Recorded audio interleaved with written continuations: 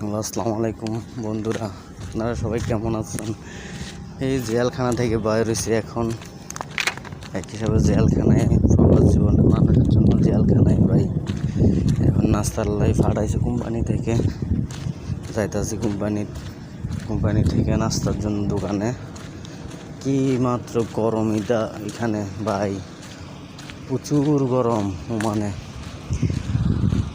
মাস্কেট গালাতে ভাই প্রচুর গরম পড়ে।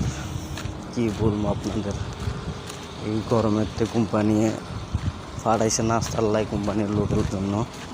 প্রত্যেকটা দিন ফাটায়, আমার ছাড়া আর কারোর চোখে দেখে না, ও আমার এই ফাটাবো।